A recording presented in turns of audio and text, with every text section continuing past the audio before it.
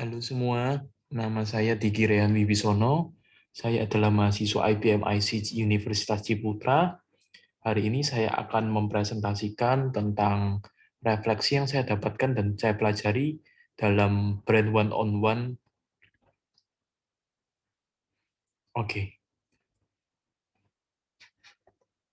jadi hal-hal yang saya pelajari selama 1 semester ini adalah yang pertama, saya belajar tentang bagaimana brand yang baik dan produk yang baik. Dan dari pembelajaran ini saya tahu bahwa pentingnya sebuah brand karena banyak hal. Terkadang sebuah brand memiliki brand yang terkenal, tetapi memiliki produk yang kurang bagus, tetapi hal tersebut sangat terkenal dan diminati banyak orang.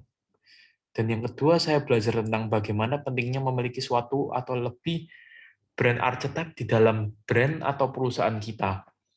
Bahkan itu dapat berlaku bagi diri kita sendiri, di mana brand archetype itu dapat menggambarkan karakteristik dari diri kita ataupun perusahaan kita. Yang ketiga, saya belajar bagaimana membuat brand visual identity, baik yang baik itu bagaimana, mulai dari pengambilan nama, logo, dan juga pengambilan warna untuk brand yang akan kita buat ke depannya. Yang keempat adalah saya juga belajar pentingnya mempunyai unique selling point, di mana unique selling point ini berguna bagi tagline kita, bagi diri kita ataupun bisnis kita di masa yang akan datang. Dan yang terakhir adalah saya belajar tentang personal branding, di mana personal branding ini memiliki dampak signifikan baik bagi citra diri maupun sebagai selling point bagi bisnis kita. Yang kedua, materi yang menurut saya paling menarik dalam pembelajaran 1 semester ini adalah yaitu brand archetype.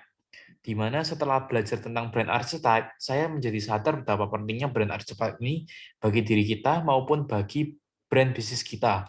Karena dengan mengetahui brand archetype ini, kita menjadi menyadari ke depannya bahwa setelah kita menentukan brand archetype bagi diri kita maupun bagi perusahaan kita, kita harus tetap berpegang teguh pada karakteristik archetype tersebut agar dapat menggambarkan konsistensi kepada calon pembeli dan masyarakat, serta dikenal masyarakat akan kekhasan diri kita ataupun kekhasan dari brand kita. Hal ini bisa juga berguna mungkin sebagai endorse. Jika kita ingin mengendorse suatu produk untuk perusahaan kita, kita harus mencari model ataupun endorsan yang sesuai dengan brand archetype kita. Yang ketiga, materi yang masih saya kurang pahami di sini, materi yang masih saya kurang pahami adalah tentang personal branding, di mana saya kurang memahami personal branding ini bukan karena kurang jelasnya penjelasan yang dari ibu dosen, tetapi lebih ke arah tentang penyampaian materi ini kurang mendalam. Jadi saya merasa bahwa materi ini merupakan salah satu materi yang sangat penting, apalagi di dalam zaman industri 4.0 ini, di mana media dan internet ada di mana-mana, dan mengetahui bagaimana cara menggambarkan citra diri atau personal branding bagi diri kita ini sangatlah penting. Materi ini saya harap dapat diperdalam lagi ke depannya. Jadi seperti yang saya sampaikan tadi, materi yang perlu ditambahkan adalah tentang perdalaman, tentang memperdalam dari materi personal branding ini.